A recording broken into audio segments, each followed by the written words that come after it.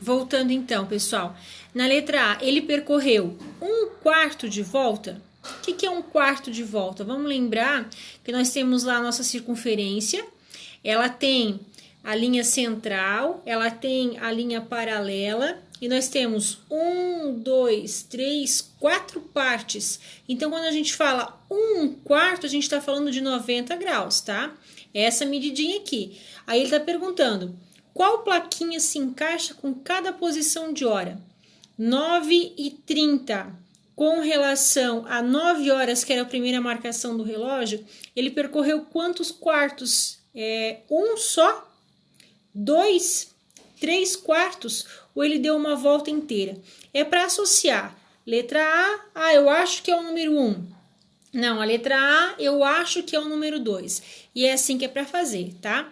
Agora aqui, ó, atividade número 3. Eu gostei porque vai associar também com o que vocês fizeram nas atividades de geografia, né? Vocês trabalharam a Rosa dos Ventos. Então, você sabe o que é a Rosa dos Ventos? É uma representação gráfica na qual estão indicados os pontos cardeais, norte, sul, leste, oeste. E os pontos colaterais, nordeste, noroeste, sudeste e sudoeste. Eu acho que os colaterais vocês não aprenderam ainda, mas tudo bem. No chão da praça do bairro em que Helena mora, há o desenho de uma rosa dos ventos. Ela se posicionou sobre esse desenho de maneira apresentada a seguir. Eu quero que vocês prestem atenção que o leste, o oeste, o norte e o sul são aquelas linhas centrais da nossa circunferência, tá? Eles estão dividindo a rosa dos ventos em 4 partes iguais. Fiquem atentos a isso. Aí na letra A diz o seguinte: escreva para qual ponto cardeal Helena vai ficar virada se a partir da posição anterior ela girar 1/4 de volta. Girando 1/4 de volta, ela vai parar onde? Ela vai parar no norte ou ela vai parar no leste, tá? Depois, 2/4 de volta para a direita. Então, da onde ela está, ela vai girar 90 graus, depois mais 90 graus, porque 2/4 de voltas dá ao todo 180 graus. Onde é que ela vai parar? Aí vocês vão colocar só a indicação. Ela vai parar no sul?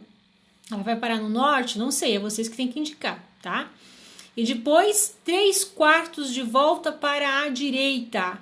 Olha só, cada quarto é 90 graus. Então, ela vai andar 3 vezes essa quantidade de 90 graus. Ela vai andar 270 graus. Em que posição ela vai parar? É só para indicar a letrinha, tá? E aí, na letra B, ele dá a ideia de vocês criarem um esquema.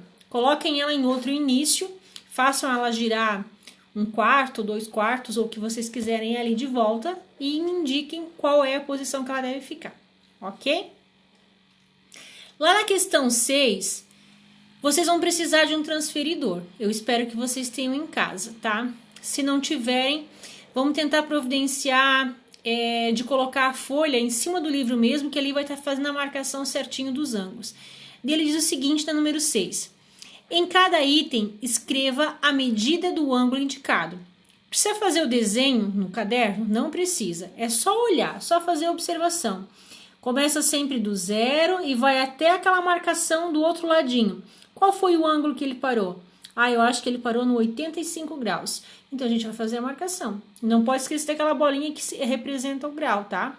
E a mesma coisa a gente vai fazer na letra B, tá? A 7 é vocês que vão desenhar o ângulo. Não precisa fazer aqueles numerozinhos tudo certinho ali por dentro. Mas, por exemplo, ali, ó. No caderno, represente 4 ângulos usando um transferidor. Um agudo, vamos lembrar. Agudos são ângulos menores que 90 graus.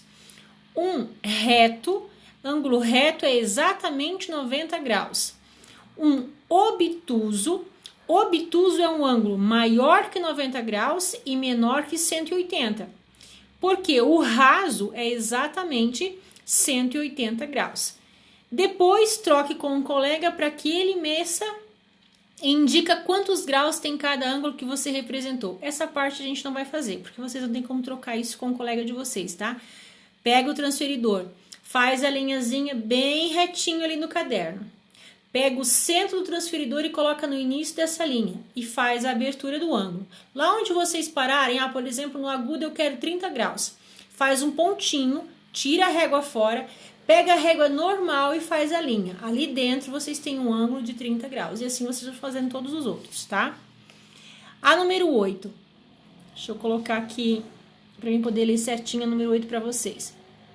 Algumas máquinas fotográficas possuem lentes que possibilitam realizar diversos ajustes no momento de fotografar. Um deles está relacionado ao ângulo de visão adequado de acordo com a cena que se quer registrar. Em cada item, faça uma estimativa e copie no caderno a medida do ângulo em que a lente da máquina fotográfica foi ajustada. Depois, faça medições com o transferidor e confira suas respostas. Vocês acham que na letra A, essa ali do ladinho, ela tem aquela abertura toda, um ângulo de 95, 63 ou 21 graus. Vocês vão colocar a circunferência, vai ter que virar ela de ladinho, para ficar o centro ali embaixo, bem juntinho, aqui ó, onde tem essa marcaçãozinha ali, da lente mesmo, ali vocês vão colocar o centro da circunferência, para saber qual é o valor da abertura. E aí vão confirmar se ela tem 21, 63 ou 95 graus. E a mesma coisa a gente vai fazer aqui do ladinho, ó, com essa nossa outra atividade, tá? Quanto tem essa abertura em laranja ali? 178, 135 ou 114 graus, beleza? Agora a nossa última atividade. Vamos colocar aqui um pouquinho mais para baixo para vocês. Vou botar bem mais embaixo aqui. Aí aqui em cima a gente tá vendo a letra A. Além da régua e transferidor, outro instrumento muito utilizado para construir figuras geométricas é o esquadro. Então, é assim que a gente chama essa régua triangular, que às vezes vocês não sabem para que serve, né? O esquadro, ele indica nos seus cantinhos, esse triângulo ali, ele tem ângulos. E uma coisa que todos os ângulos, a soma dos 3 ângulos do triângulo tem que fechar sempre 180 graus. Então, se vocês somarem o ângulozinho A com o B e o C e passar de 180 ou faltar, tem coisa errada. Os 3 juntos tem sempre que dar 180 graus. E aí ele vai dizer o seguinte: com o auxílio de um transferidor, faça medições e escreva no caderno quantos graus tem cada ângulo em destaque nos modelos dos esquadros a seguir. Então, vocês têm videozinhos na matéria de vocês explicando exatamente como é que a gente faz para calcular esse ângulo. Vai pegar o transferidor, colocar o meinho dele certinho em cima do vértice A, aí deixa ele retinho com a linha de baixo e me diz qual é a medida do ângulo A. Depois vira, faz a mesma coisa com o C, depois faz a mesma coisa com o B. E aí vai repetir esse mesmo processo na letra B. Tem que somar os 3 ângulos e me dizer qual é o ângulo de cada vértice a seguir. Entendido? Bom trabalho e se precisarem de alguma coisa é só me chamar.